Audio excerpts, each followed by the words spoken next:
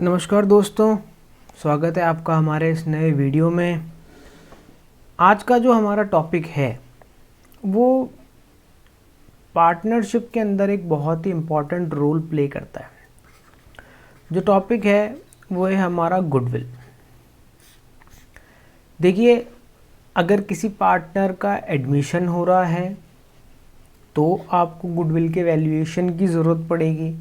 अगर किसी पार्टनर का रिटायरमेंट हो रहा है तो आपको गुडविल के वैल्यूएशन की ज़रूरत पड़ने वाली है।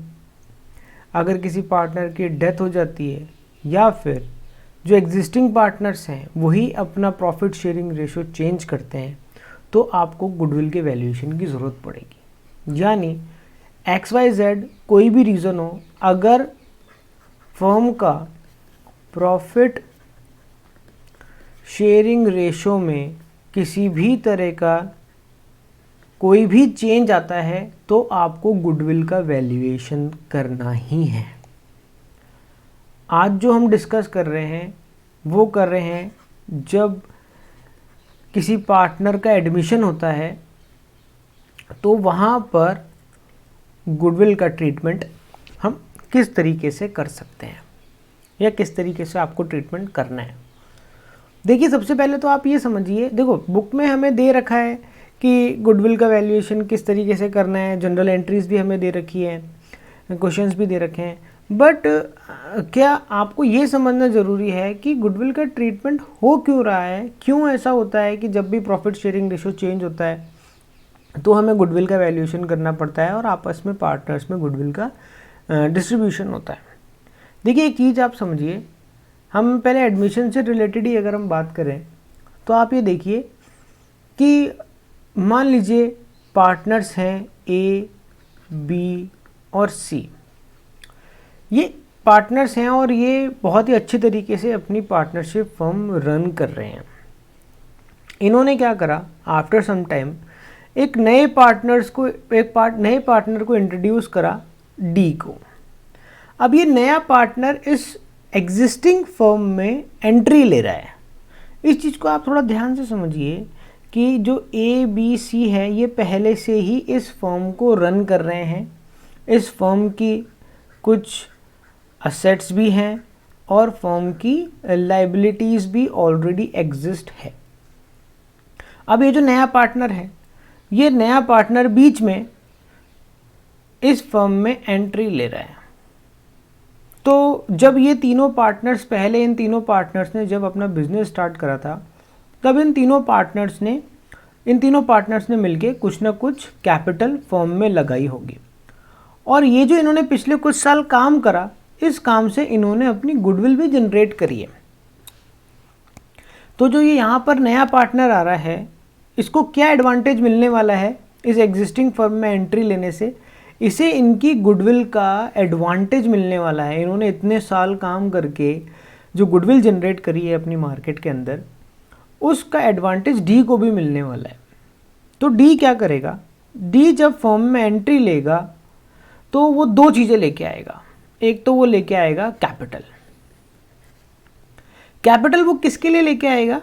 कैपिटल वो लेके आएगा फर्म में अपना शेयर कंट्रीब्यूट करने के लिए।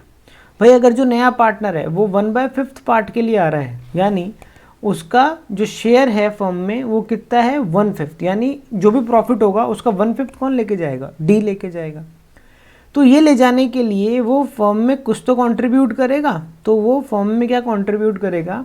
कैपिटल कंट्रीब्यूट करेगा। तो ये कैपिटल वो कहाँ पर लेके आएगा? ये कैपिटल वो फर्म में लेके आएगा। तो ये कैपिटल तो किसके लिए है? फर्म के लिए। दूसरी चीज क्या होगी? वो शेयर ऑफ गुडविल लेके आएगा, जिसे हम एडमिशन ऑफ पार्टनर में बोलेंगे प्रीमियम ऑफ गुडविल। ये गुडविल वो किसके लिए लेके आ रहा है? देखो, जब भी कोई नया पार्टनर इंट्रोड्यूस होगा पुरानी फर्म के अंदर, तो पुराने जो पार्टनर्स हैं उनमें से कोई पार्टनर या सारे पार्टनर कुछ ना कुछ सेक्रीफाइस ज़रूर करेंगे। इसको आप इस तरीके से समझिए। भाई, पिज़्ज़ा है, हम मान लेते हैं कि एक पिज़्ज़ा है, बहुत ही गंदी ड्राइंग है, थोड़ा सा इग्नोर करना। और ये पिज़्ज़ा है, इस पिज़्ज़ा के अगर हम पीस करते हैं तो आप इसको ऐसा समझिए कि पहले तो ये 3 दोस्त थे, ये 3 दोस्त मिलके इस पिज़्ज़ा को खाते थे। तो हर एक दोस्त के हिस्से में कितना पार्ट आता था? ऑन एन एवरेज 33.33% पार्ट हर एक पार्टनर्स के हिस्से में आता था। पर एक नया दोस्त, वो जो दोस्त मिल जाते हैं ना, हमें घूमते घूमते देख लेते हैं, अरे भाई क्या खा रहा है, मैं भी आ रहा हूँ, मैं भी आ रहा हूँ, तो वहाँ पर डी भी आ गया। अब 4 पार्टनर हो गए।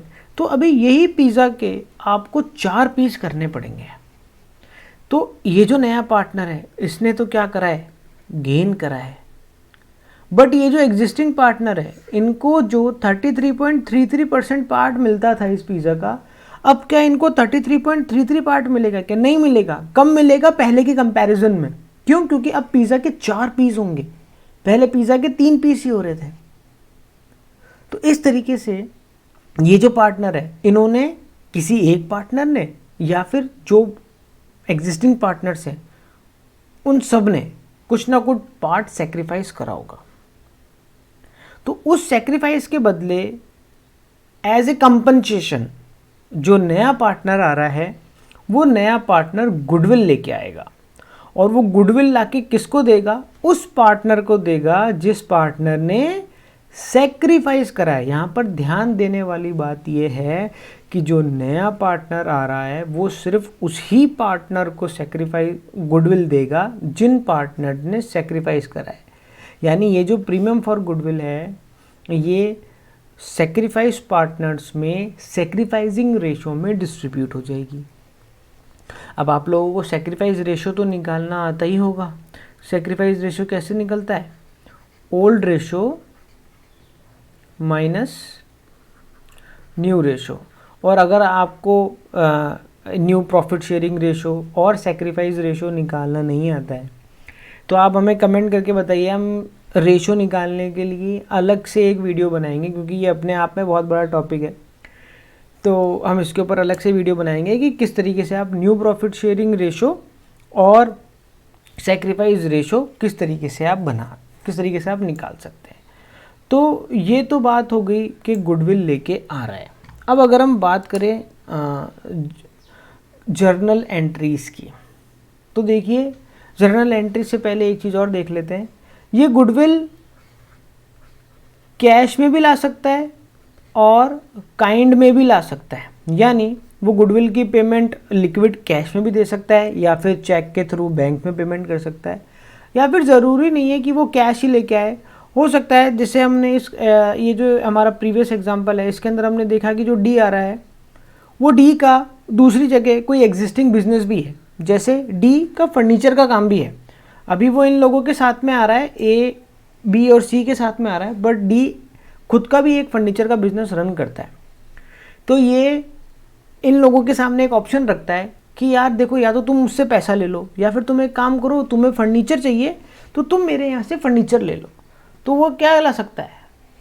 काइंड में भी गुडविल ला सकता है। तो गुडविल कैश में भी आ सकती है और गुडविल काइंड में भी आ सकती है। अब यहाँ पर एक चीज़ बहुत ही इम्पॉर्टेंट है, अकाउंटिंग ट्रीटमेंट।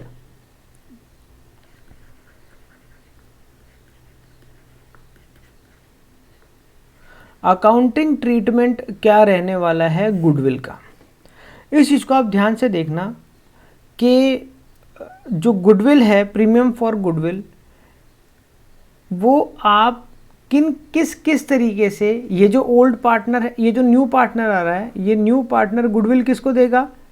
सेक्रीफाइसिंग पार्टनर्स को। तो वो पार्टनर को गुडविल किन किन तरीकों से दे सकता है? पहला तरीका तो क्या हो गया कि वो ये गुडविल पेड करे उन पार्टनर्स को प्राइवेटली। अब इसका क्या मतलब हुआ भैया? प्राइवेटली कैसे पेड करना है? देखो, इसको इस तरीके से समझो कि मान लो यही क्वेश्चन है, इसमें ए और बी ये दोनों ही सेक्रीफाइस कर रहे हैं, सी कुछ भी सेक्रीफाइस नहीं कर रहा है। तो डी बोलता है, बोले यार एक काम करो, मेरे घर पे शाम को पार्टी है, बी, ए और बी आप दोनों क्या करो यार, मेरे घर पे आ जाओ। शाम के टाइम में वो उनको घर पे बुलाता है, पार्टी वार्टी चलती है बढ़िया। अब डी पार्टी के बीच में ए और बी के सामने ऑफर रखता है कि यार एक काम करो, ये जो गुडविल है तुम लोग मेरे लिए जो सेक्रीफाइस कर रहे हो, तुम अपने प्रॉफिट शेयरिंग में से मुझे प्रॉफिट दे रहे हो, इसके बदले जो मुझे आपको गुडविल देनी है, ये गुडविल का पार्ट आप एक काम करो, मैं आपको अभी दे देता हूँ और आप यहीं से घर ले जाओ वो पैसा। तो देखो यहाँ पर बिजनेस का कोई रोल नहीं है, नहीं तो वो पैसा हमारी फर्म में गया, नहीं वहाँ से डिस्ट्रीब्यूट हुआ, कुछ नहीं। ये घर की बात है, घर पे लेके गया वो और वहीं पर ही ले जाके क्या करा उसने, उनको गुडविल का पैसा दे दिया और वो लोग घर ले गए। इसे कहते हैं कि पेड आपने कैसे करा, प्राइवेटली। तो इस कंडीशन में कोई भी जर्नल एंट्री या किसी भी तरह की कोई भी एंट्री हमारे बुक्स ऑफ अकाउंट्स में नहीं होगी, काम ही खत्म। दूसरी चीज, अगर आप जो गुडविल लेके आ रहे हो वो लेके आ रहे हो किसमें, कैश में या बैंक में, और वो जो आप गुडविल लेके आ रहे हो उसका पैसा जो पार्टनर्स हैं वो पार्टनर्स घर नहीं लेके जा रहे हैं, वो पैसा लेके, क्योंकि उस जो गुडविल का पार्ट है उस पर राइट किसका रहेगा, ए का और बी का। ए चाहें तो वो गुडविल का पार्ट निकाल के ले जा सकते हैं अपने, चाहें तो वो फर्म में भी रख सकते हैं।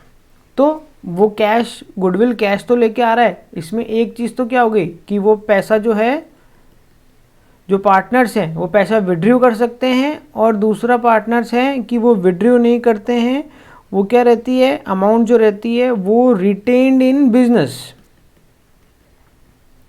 वो बिजनेस में ही रहती है। इनकी सबकी जनरल एंट्रीज होगी अलग से, जो कि हम नेक्स्ट वीडियो में देखेंगे, वरना ये वीडियो बहुत बड़ा हो जाएगा। अभी हम सिर्फ एक गुडविल का कंसेप्ट समझेंगे, इसके बाद हम नेक्स्ट वीडियो में गुडविल की जनरल एंट्रीज देखेंगे, बाद में उसकी अकाउंटिंग देखेंगे। और या फिर आप जो गुडविल है वो गुडविल लेके आ रहा है गुडविल बॉट इन काइंड, या फिर एक और ऑप्शन है कि जो गुडविल की अमाउंट है वो जो न्यू पार्टनर है वो लेके ही नहीं आ रहा है। यहाँ पर बड़ी प्रॉब्लमेटिक कंडीशन हो रही है कि वो गुडविल की अमाउंट लेके ही नहीं आ रहा है। तो देखिए ये चारों कंडीशन है, इन चारों कंडीशंस के हिसाब से हम क्या करेंगे, जनरल एंट्रीज बनाएंगे। पहली क्या है कि अगर वो गुडविल की कोई भी अमाउंट प्राइवेटली उस पार्टनर को दे देता है जो पार्टनर सेक्रीफाइस करता है, अगर प्राइवेटली देता है तो उसकी कोई भी जनरल एंट्री नहीं की जाएगी। या फिर वो गुडविल कैश या बैंक के थ्रू, चेक के थ्रू लेके आता है, तो इसमें दो कंडीशन है, या तो उसका पैसा विड्रॉ हो जाएगा या फिर वो पैसा जो पार्टनर्स है, ओल्ड पार्टनर्स, वो उसका पैसा बिजनेस में ही रखेंगे। या फिर जो नया पार्टनर है वो गुडविल का पैसा नहीं लेके आ रहा, वो कुछ असेट लेके आ रहा है, वो काइंड में गुडविल लेके आ रहा है, इसकी जनरल एंट्री होगी।